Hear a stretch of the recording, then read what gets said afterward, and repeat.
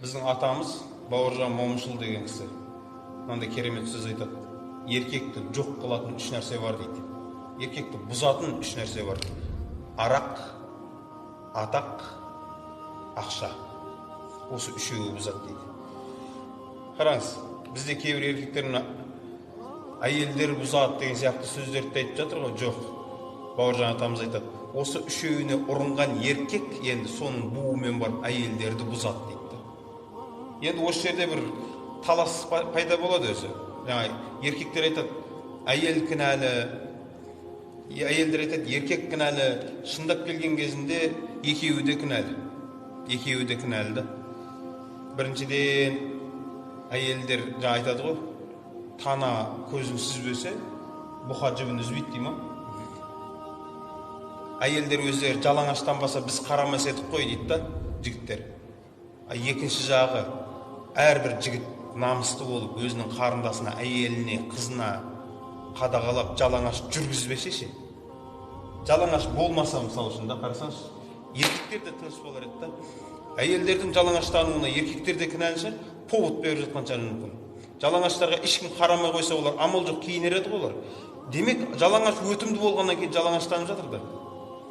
Айналып келген кезінде жаңағы еркектер де қарасаң еркектер әйел кінәлі, әйелдер еркек кінәлі, деп ұрсақта жатады.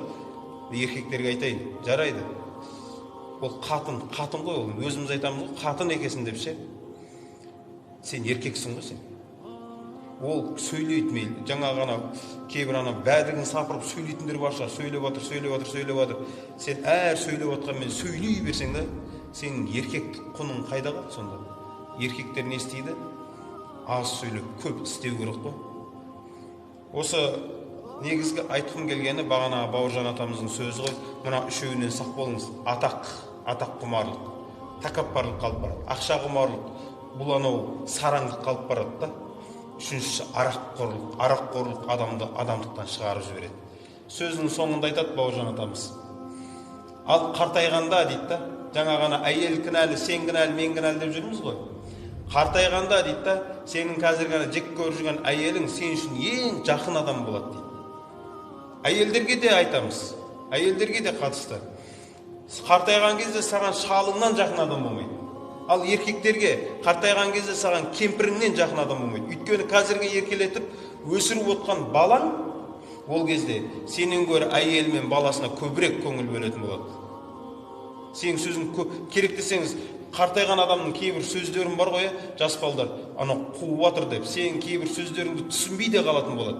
Сол кезде сенің сол былдыр-былдыр сөзіңді бар ғой, кемпірің ғана түсінетін болады. Ал кемпірің жаңағы бос сөздерін сен ғана түсінетін боласың, болды.